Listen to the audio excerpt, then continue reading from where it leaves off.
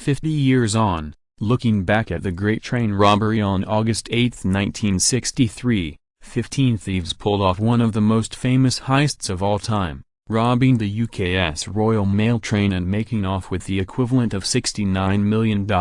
Around 3 a.m. on that fateful morning 50 years ago, Jack Mills, the driver of the Royal Mail train from Glasgow to London, stopped at a red signal located near a remote bridge at Ledburn in Buckinghamshire, northwest of London. Unfortunately for Mills, the signal was fake. The robbers had placed a glove over the real signal and used a battery to illuminate the red light. After assaulting Mills' co-driver, David Whitby, who had come out to check on the signal, 15 men wearing ski masks and helmets boarded the train, and one of them, it is still unknown exactly who, hit Mills over the head with an iron bar. Acting on inside information from an unknown informant known simply as Ed Velsterman, common-known burglar and mastermind Bruce Reynolds and his fellow thieves knew the Royal Mail train carried large sums of money nightly, and that it was stored in the second car behind the engine. There was a particularly large haul that night, as a bank holiday weekend had just concluded in Scotland,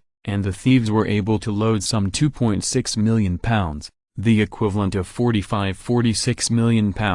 Or $69.71 million, in today's money, into 120 mailbags. They then escaped in an ex-British Army truck and 2 stolen Land Rovers marked with identical license plates, to confuse the police. At a rented farmhouse in Bedfordshire, England, the gang of thieves divided their loot and planned to lay low for a couple of weeks, even as a huge police operation kicked into gear. Rewards totaling a record £260,000 were offered by insurers, banks and the post office for information leading to their capture. Meanwhile, the robbers decided to ditch their hideout, which police raided after a tip from a neighbor. 12 out of the 15 thieves were eventually captured, and received prison sentences totaling some 300 years among them. The bulk of the cash they stole was never found. But the most serious casualty of the robbery was Jack Mills, who never fully recovered from his head injuries, and died in 1970. The perpetrators of the Great Train Robbery attained cult status with the international public,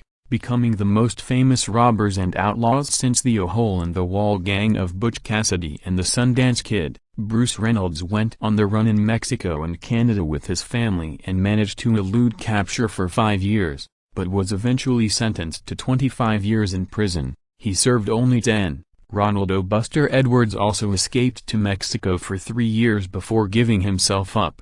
His story was later featured in a movie, O Buster, starring Phil Collins. But it was small-time hood Ronnie Biggs who became the most famous of the Great Train robbers, pulling off an escape from Wandsworth Prison in 1965. After serving only 15 months, he had plastic surgery to change his appearance, fled England and lived abroad, in Spain, Australia and Brazil, for years, flaunting his playboy lifestyle and taunting British authorities while repeated efforts to extradite him failed. In 2001, Biggs finally returned to the United Kingdom to receive health treatment and was jailed in order to serve the remaining 28 years in his sentence. He was released in 2009 on compassionate grounds after suffering several strokes in jail. Ahead of today's 50th anniversary, some of the key players in the Great Train Robbery stepped briefly back into the spotlight to reflect on the case that made them famous. Douglas Gordon Goody, who was also sentenced to 30 years for his role in the heist,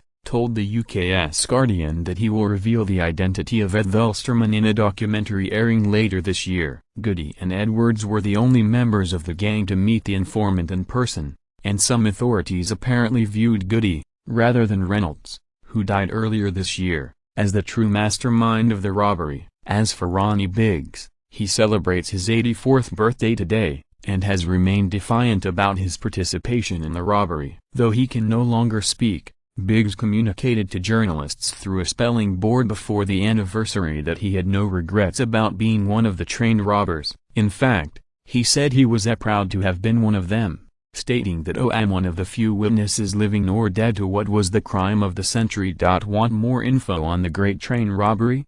Christopher Pickard, co-author of Ronnie Biggs' autobiography, discusses the crime at www.biography.com.